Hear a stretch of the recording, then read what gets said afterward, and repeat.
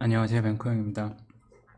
오늘은 지난 1월 28일, 29일 날 발생했었던 그 미국의 브로커리지 하우스죠. 그냥 증권회사라고 보면 됩니다. 이 로빈 후드가 밈 주식 매수 제한이 걸리면서 헤지 펀드와 결탁했냐, 숏 커버링을 하고 있는 헤지 펀드들의 손실을 줄여주기 위해서 로빈 후드가 나선 거냐, 뭐 이런 여러 가지 억측들이 있었고 비난들이 있었고, 지금 보시는 이 유튜브 동영상도 싫어요가 4,500개, 좋아요가 569개밖에 안 돼요. 그리고 심지어 지난 5월 27일 날 우리나라의 KBS 방송에서 다큐멘터리를 하나 내보냈는데, 거기에도 이 로빈 후드가 헤지펀드와 결탁해서 밈주식들의 매수 주문을 막은 게 마치 사실인 것처럼 방송이 됐는데, 그 부분에 대해서 제 채널을 보시는 분들에게 알려드리고 싶은 내용이 있어서 정말 사실이 어떤 건지 오늘 영상을 좀 제작하게 됐습니다.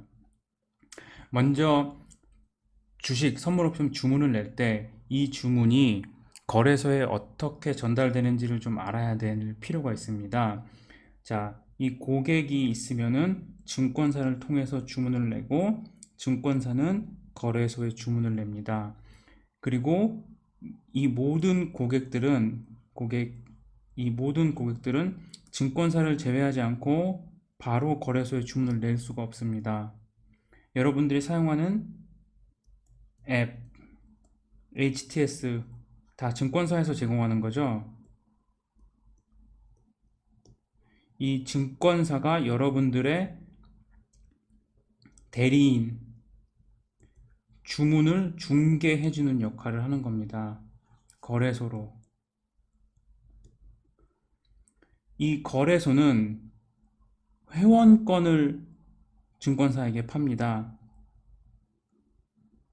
회원권 어디서 많이 들어봤는데, 골프장 회원권 비슷한 건가요? 예, 그렇게 보시면 됩니다. 그런데 골프장 회원권은 부킹을 빨리 하고 좀 더 낮은 가격으로 골프를 칠 수 있게 하는 건데, 거래소는 회원권이 없으면 주문을 낼 수가 없습니다. 그리고 이 회원권은 굉장히 비싸고요. 굉장히 비싸고, 물적 요건, 법인 형식을 갖춰야지만 이 거래소의 회원권을 살 수가 있습니다. 예를 들어서 제가 뱅커형 주식회사다. 제가 한국 거래소에 가서 저 회원권 사고 싶어요. 저 증권사랑 거래하지 않고 증권사에 수수료 내지 않고 직접 거래소랑 거래하고 싶습니다 라고 얘기하면 거래소가 회원권을 안 줍니다. 아무리 돈을 많이 줘도 안 줍니다. 증권사들의 동의도 있어야 되고요. 다른 증권사가 들어올 때. 그리고 엄격한 요건을, 물적, 질적 요건을 판단해서 회원 참가 자격을 줍니다. 회원으로서 거래소의 멤버가 될 자격을 줍니다. 그 회원권도 주식, 선물, 그리고 그 외에 선물도 이제 종류가 주가 지수랑 주가 지수가 아닌 이 코펙스죠. 달러랑 KTB 회원권이 다 나눠져 있습니다. 그거를 각각 다 따로 취득할 수 있고 한 번에 다 취득할 수도 있습니다. 이렇게 좀 복잡한 내용이 연결되어 있습니다. 자, 요까지 이해가 됐으면 이제 첫 단계는 이해하신 거고요. 자, 그러면 제가 예를 들어서 삼성전자 한 주를 증권사를 통해서 산다 그럴 때 여러분 계좌에 얼마가 필요합니까? 자, CMA 계좌로 하면은 증거금이 100%이기 때문에 삼성전자의 종가가 예를 들어서 87,000원이면 87,000원이 다 필요한데, 위탁 계좌로 거래 시 약 30% 해당 증권사가 해당 종목에 세팅한 증거금률 30%만 있으면 주문을 낼 수 있습니다. 단 결제는 T 플러스 2일, 체결 후 2일이기 때문에 이때 결제가 될 때 잔고가 있어야 됩니다. 8만 7천 원이면은 8만 7천 원 플러스 수수료만큼 계좌에 돈이 있어야 그 돈을 증권사가 거래소에게 송금을 하게 되는 겁니다. 그렇지 않으면 결제 불이행이 되는 거죠.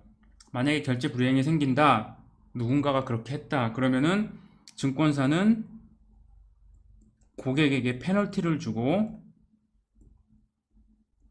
이자를 물리게 됩니다. 빨리 돈 갚아라. 플러스 경과이자, 원금 플러스 경과이자를 물리게 됩니다.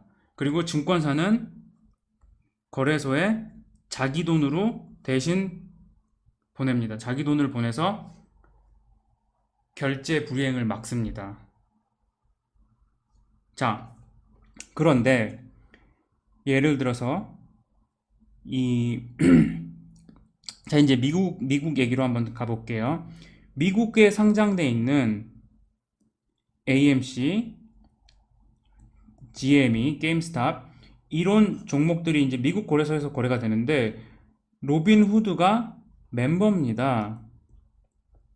로빈후드, 인터랙티브 브로커, 그리고 찰스 슈왑, 등등등 여러 개가 있는데 이 해당 밈 주식들의 변동성이 지난 1월 달에 갑자기 높아졌습니다. 그렇죠. 막 하루에 50%, 100% 올랐다가 50% 떨어졌다가 20% 올랐다가 또 떨어졌다가 이 변동성이 급변하니까 거래소가 해당 종목들의 증거금을 올린 겁니다. 로빈후드는 엄청나게 매수 포지션을 많이 갖고 있었거든요. 그러니까 고객들이 매수 체결을 많이 시켜놔서 로빈후드가 거래소한테 보낼 돈이 많아진 겁니다. 주식을 사야 되니까.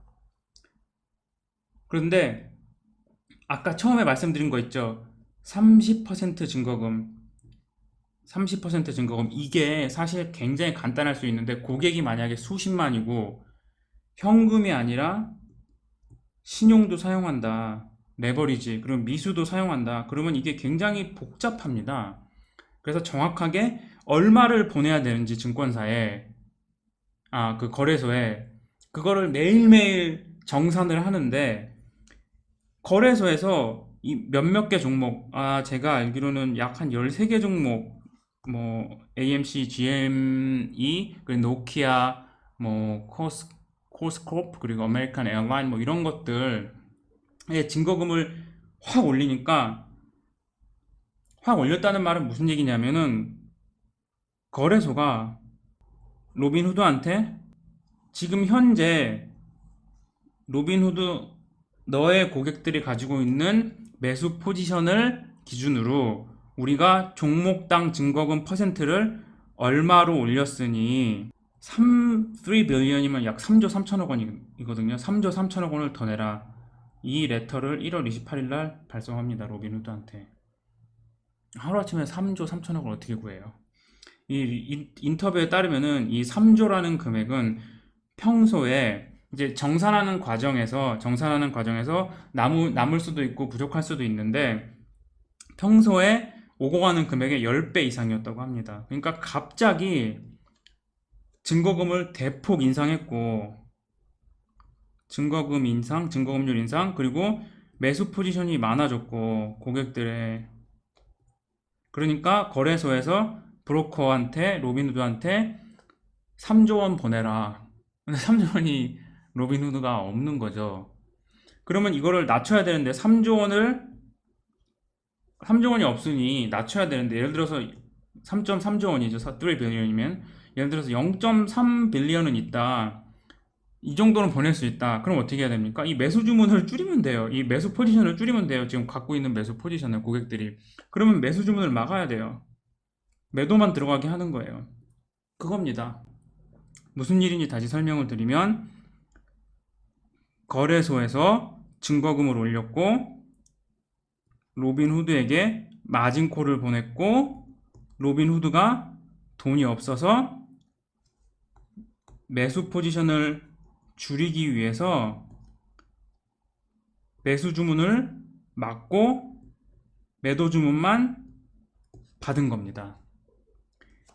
거래소의 마진콜은 100개가 넘는 브로커들한테 전달이 됐고, 로빈후드만이 아니라 찰스 슈왑 그리고 인터랙티브 브로커, 인터랙티브 브로커도 그 미국 개인들이 많이 사용하는 증권회사거든요.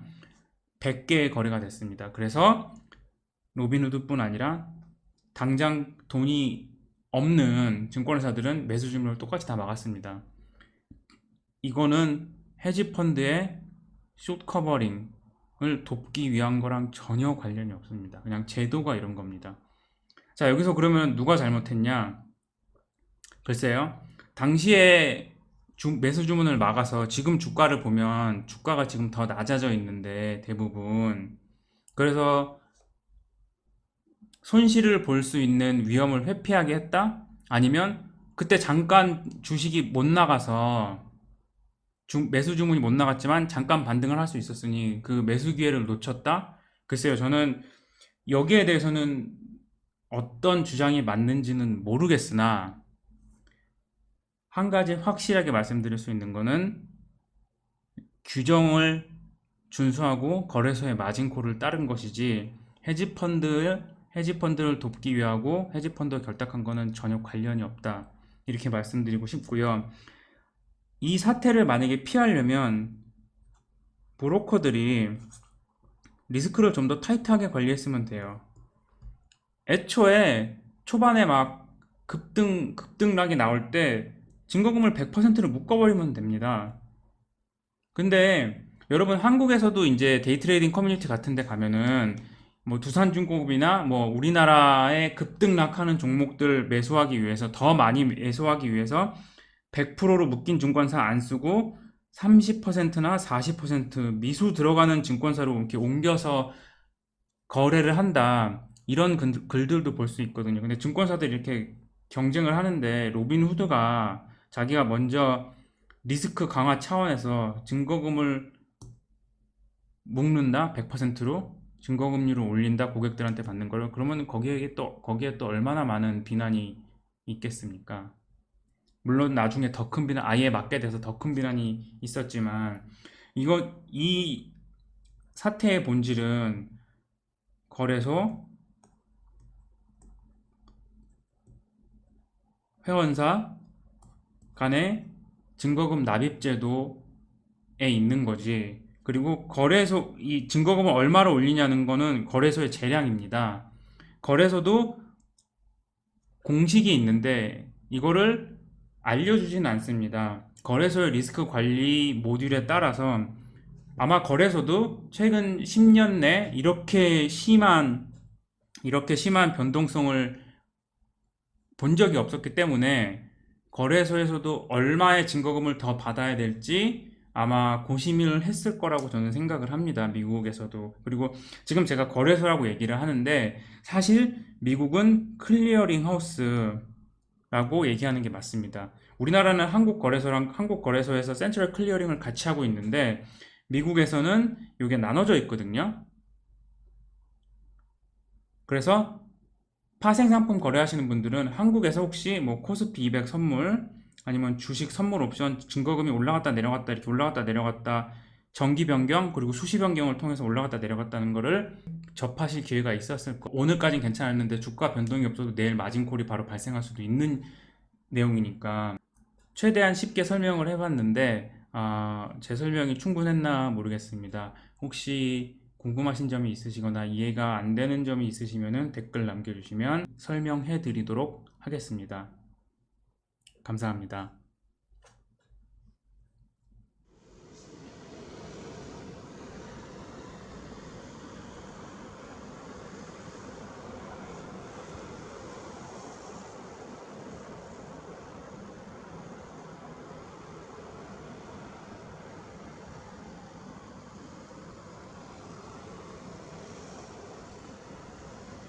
I love SG. 호화 크루즈십 사이드 옆면에